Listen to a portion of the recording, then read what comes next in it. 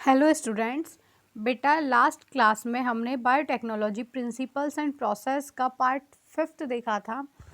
ये हमारा पार्ट 6 है। चलिए हम स्टार्ट करते हैं। Amplification of gene of interest using PCR. So PCR हम क्यों करते हैं, हमें क्या नीड है? हम पीसीआर में हम क्या करते हैं, जो हमारा डीएनए है उसको कॉपी करवाते हैं। ठीक है, डीएनए की कॉपी करवाते हैं। जो हमने रिकॉम्बिनेंट डीएनए बनाया है वो काफ़ी सारे डीएनए हम बनाकर रख लेते हैं, जिससे कि होस्ट में फिर इजीली उनको इंजेक्ट करवाया जा सके। चलिए देखते हैं। PCR stands for polymerase chain reaction. In this reaction multiple copies of the gene और DNA of interest is synthesize in vitro using two set of primer small chemically synthesized oligonucleotides that are complementary to the regions of DNA and the enzyme DNA polymerase। तो जो ये आपका polymerase chain reaction है, इसमें हम 2 primers का जो set है उसको यूज़ करते हैं। ठीक है, जो कि कॉम्प्लीमेंट्री होता है आपके डीएनए स्ट्रैंड से, जिससे कि ईजिली आपका डीएनए सिंथेसाइज हो जाए। 3 स्टेप में हम इस पॉलीमरेज चैन रिएक्शन को देखेंगे। फर्स्ट है आपका डीनेचुरेशन। डीनेचुरेशन में क्या होता है, high temperature 95 to 98 degree Celsius के अप्रॉक्स टेम्परेचर होता है, और आपका जो ये डीएनए स्ट्रैंड है वो सिंगल स्ट्रैंड में कन्वर्ट हो जाते हैं। नेक्स्ट है आपका एनीलिंग। एनीलिंग में हम क्या देखते हैं, एनीलिंग में क्या होता है आपका टेम्परेचर 52 56 के अराउंड हो जाता है। इसमें प्राइमर्स यूज़ होते हैं। ठीक है, प्राइमर यूज़ करते हैं। नेक्स्ट है एक्सटेंशन। यहाँ पर आपका टैग पॉलीमरेज एंजाइम यूज़ होता है, जो कि न्यूक्लियोटाइड को ऐड करता जाता है और आपका डीएनए सिंथेसिस हो जाता है। ठीक है बेटा, tag polymerase enzyme high temperature में सर्वाइव कर सकता है। हाई टेम्परेचर में वो अपना जो वर्क है कर लेता है ईजीली। और नॉर्मल डीएनए रेप्लिकेशन में हम डीएनए पॉलीमरेज यूज़ करते हैं। हम यहाँ पर टैग पॉलीमरेज इसलिए यूज़ कर रहे हैं क्योंकि हाई टेम्परेचर में ये रिएक्शन आपकी होती है। चलिए आगे देखते हैं हम। So the enzyme extend the primers using the nucleotides provided in the reaction and the genome DNA as template। तो जो भी आपका जीनोमिक डीएनए है जो आपको सिंथेसाइज करवाना है, जिसकी कॉपी करवानी है, वो एज ए टेम्पलेट यूज़ होता है। If the process of replication of DNA is repeated many times, the segment of DNA can be amplified to approximately billion times. That is 1 billion copies are made. Such repeated amplification is achieved by the use of a thermostable DNA polymerase isolated from a bacterium, Thermus aquaticus, which remain active during the high temperature, induce denaturation of double-stranded DNA. The amplified fragment, if desired, can now be used to ligate with a vector for further cloning। तो हमें पता है कि जो आपका tag polymerase है हम किससे आइसोलेट करते हैं, थर्मस एक्वाटिकस बैक्टीरिया से, जो कि एक थर्मोस्टेबल है। थर्मस एक्वाटिकस ये आपके आर्की बैक्टीरिया होते हैं जो कि एक्सट्रीम कंडीशन में सर्वाइव कर सकते हैं। इनसे हम टैग पॉलीमरेज एंजाइम को आइसोलेट कर लेते हैं। जब आपका डीएनए बन जाता है फिर आप उसको वेक्टर के साथ कॉपी करवा सकते हैं। ठीक है, आपने अपना जीन जो है सिंथेसिस करवा लिया, उसके बाद हम क्या करते हैं, उसको लाइगेट करवा देते हैं वेक्टर के साथ। नेक्स्ट देखते हैं। तो यहाँ पर हमने क्या किया, अपने डीएनए को, जो भी आपका डिज़ायर्ड डीएनए है, जीन ऑफ इंटरेस्ट है, वो आप कॉपी करवा लेते हैं, फिर अपने वेक्टर के साथ उसको लाइगेट करवा सकते हैं। तो इसलिए हम पॉलीमरेज चैन रिएक्शन यूज़ करते हैं। नेक्स्ट है आपका insertion of recombinant DNA into the host cell. अब इंसर्शन कैसे होगा? So there are several methods of introducing the ligate DNA into recipient cell. Recipient cell after making them competent to receive, हमने देखा था कि competent होना चाहिए आपका होस्ट जो आपका DNA को accept कर सके, take up DNA present in its surrounding. So if a recombinant DNA bearing gene for resistance to an antibiotic, example ampicillin, is transferred into E. coli cells, the host cells become transformed into ampicillin resistant cells. If we spread the transformed cells on agar plates containing ampicillin, only transformants will grow and transformed recipient cells will die, since due to ampicillin resistance gene one is able to select a transformed cell in the presence of ampicillin. The ampicillin resistance gene in the case is called selectable marker. तो हमने देखा था कि जब आपका recombinant जो DNA होता है वो होस्ट में जब हम इंसर्ट करवा देते हैं उसको, तो इंसर्ट करवाने के बाद क्या होता है, हमें रिकॉम्बिनेंट और आपका नॉन रिकॉम्बिनेंट को आइडेंटिफाई करना होता है। नहीं तो हमें कैसे पता लगेगा कि आपके होस्ट के अंदर डीएनए गया या नहीं गया। जिसमें गया उसको हम रिकॉम्बिनेंट बोलेंगे, जिसमें नहीं गया उसको नॉन रिकॉम्बिनेंट। ठीक है, तो उसके लिए हम सेलेक्टेबल मार्कर यूज़ करते हैं। फॉर एग्जांपल हमने एम्पिसिलिन रेसिस्टेंस जो जीन है उनको इंजेक्ट करवाया था, मतलब जो एम्पिसिलिन रेसिस्टेंस जीन है, ठीक है, वो आपके वेक्टर में था जिससे कि आपका रिकॉम्बिनेंट डीएनए बन गया। जब वो होस्ट में गया फिर हम क्या करते हैं, अगर हमें आइडेंटिफाई करना है नॉन रिकॉम्बिनेंट और रिकॉम्बिनेंट को, तो हम क्या करेंगे, हम एम्पिसिलिन एंटीबायोटिक ले लेंगे। और अगर जिस होस्ट के अंदर आपका जीन होगा, रेसिस्टेंस जीन होगा, एम्पिसिलिन रेसिस्टेंस जीन होगा, वो सर्वाइव कर जाएंगी। अदर जो भी है वो सब मर जाएंगी, वो बाकी की सेल। तो इससे हम आइडेंटिफाई कर लेंगे आपका कि ये हमारा ट्रांसफॉर्मेंट सेल है और ये अनट्रांसफॉर्मेंट सेल है। ठीक है, नेक्स्ट देखते हैं obtaining the foreign gene product. तो अब आपका जो जीन प्रोडक्ट है वो कॉपी हो जाता है काफ़ी लार्ज स्केल में। जो आपका जीन जो आपका डिज़ायरेबल जीन है जिससे आपको प्रोडक्ट बनवाना है वो बन जाता है। उसके बाद हम उसको ऑब्टेन कर लेते हैं। So when you insert a piece of alien DNA into a cloning vector and transfer it into a bacterial, plant और एनिमल सेल, तो जो आपका एलियन डीएनए है, इन सब जो आपका डिज़ायरेबल जीन है वो आपने इंसर्ट करवा दिया था वेक्टर के अंदर, और फिर रिकॉम्बिनेंट डीएनए बन गया था, उसको आपने चाहे बैक्टीरिया सेल, प्लांट सेल या एनिमल सेल में फिर उसको ट्रांसफ़र कर दिया था। The alien DNA get multiplied, तो जो एलियन डीएनए वो मल्टीप्लाई हो जाएगा। In almost all recombinant technologies the ultimate aim is to produce a desirable product. तो हम चाहते क्या है, अपना डिज़ायरेबल जो भी प्रोटीन वगैरह है जो हमारा प्रोडक्ट है वो प्रोड्यूस हो जाएगा। Has there is a need for recombinant DNA to be expressed. The foreign gene gets expressed under appropriate condition. The expression of foreign gene in host cell involve understanding many technical details. So after having cloned the gene of interest and having optimized the condition to induce the expression of the target protein, one has to consider producing it on a large scale. Can you think of any reason why there is a need for large scale production?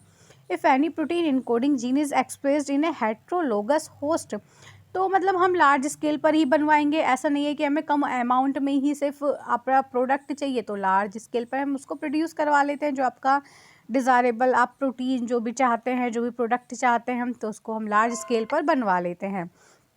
ठीक है, heterologous host का मतलब है कि कहीं से आपने gene लिया, उसको वेक्टर में इंजेक्ट करवाया, ठीक है, इंसर्ट करवाया वेक्टर में, फिर आप क्या करते हैं, उसको होस्ट में डालते हैं। और वो जो होस्ट है आपका वो तो हेट्रोलोगस होगा, मतलब डिफरेंट होगा, मतलब जीन किसी का और किसी में आप इंसर्ट करवा रहे हो, तो इसको क्या बोलेंगे, हेट्रोलोगस होस्ट।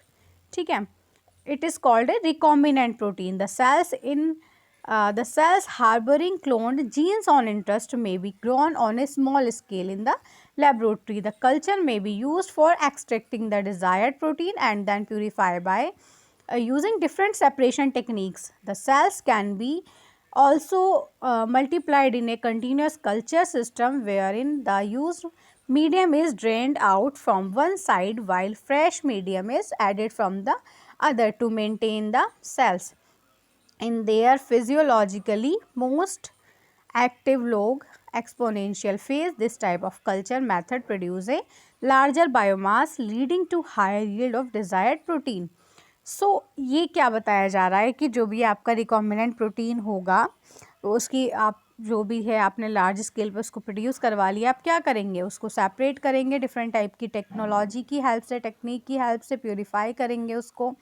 ठीक है, और एक्सपोनेंशियल लॉग फेज़ ये क्या होता है, इससे हमें पता लग जाता है कि आपका यील्ड जो है वो कितना बना, आपका जो यील्ड है वो कितना ज़्यादा मतलब प्रोड्यूस हुआ है, किस तरीके से प्रोड्यूस हुआ है। तो आपको पता है कि लैग फेज़ में तो कोई ग्रोथ नहीं होती, ठीक है, उस टाइम एडेप्टेशन चल रहा होता है। फॉर एग्जांपल आपके बैक्टीरियल सेल है तो उस टाइम तो लैग फेज़ में तो थोड़ा एडेप्टेशन चलता है।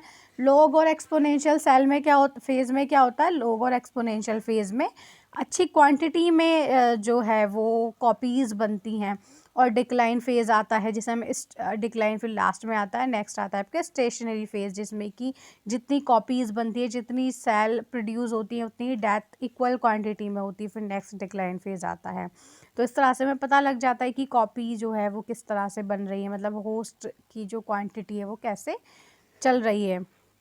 नेक्स्ट है this type of culturing method produces a large biomass leading to higher yield of desired protein. So small volume culture cannot yield appreciable quantities of products that produce in large quantities. The development of bioreactors where large volume 100 to 1000 liters of culture can be processed was required. Thus, bioreactors can be thought of as vessel in which raw materials are biologically converted into specific products. जो bioreactor क्या होता है, bioreactor वो vessel होते हैं जिसमें हम large quantity में अपना जो प्रोडक्ट है उसको बनवाते हैं। सो जो भी आपका स्पेसिफिक प्रोडक्ट है या फिर एंजाइम है जो आप प्रोड्यूस करवाते हैं यूजिंग माइक्रोबियल प्लांट, एनिमल और ह्यूमन सेल किसी के भी अंदर, bioreactor provides the optimal condition for achieving the desired product by providing optimum growth condition, temperature, pH, substrate, salts, vitamins, oxygen. ठीक है, तो होता क्या है कि जो भी आप बायोरिएक्टर्स यूज़ करते हैं वो बायोरिएक्टर क्या करते हैं, वो प्रॉपर ऑप्टिमम कंडीशन प्रोवाइड कराते हैं आपके डिज़ायरेबल प्रोडक्ट के लिए जो आप बनवाना चाह रहे हैं, क्योंकि उसके लिए जो जीन है वो तभी ग्रो करेंगे जब उनको ऑप्टिमम टेम्परेचर, पीएच, ठीक है, विटामिन्स, ऑक्सीजन सब कुछ प्रॉपर मिलेगा। सो चलिए देखते हैं। The most commonly use bioreactors are of stirring type which are shown in figure 9.7। तो ये आपके फिगर दिए हुए हैं जिसमें आपके बायोरिएक्टर्स के बारे में बताया गया है। तो हम देख लेते हैं। एक है आपका स्पार्स, ये है आपका स्टायर्ड टैंक बायोरिएक्टर। नेक्स्ट है आपका स्पार्स स्टायर्ड टैंक बायोरिएक्टर। तो सिंपल वाले में हम देखते हैं, ठीक है, सेकेंड वाला स्पार्स्ड है और फर्स्ट वाला सिंपल स्टायर्ड टैंक बायोरिएक्टर है। तो इसके अंदर क्या लगा हुआ है, हम पहले कल्चर ब्रॉथ ले लेंगे। कल्चर ब्रॉथ क्या होता है, जहाँ आपके प्रॉपर न्यूट्रिशन प्रोवाइड किए जाएंगे आपकी कॉलोनीज़ को।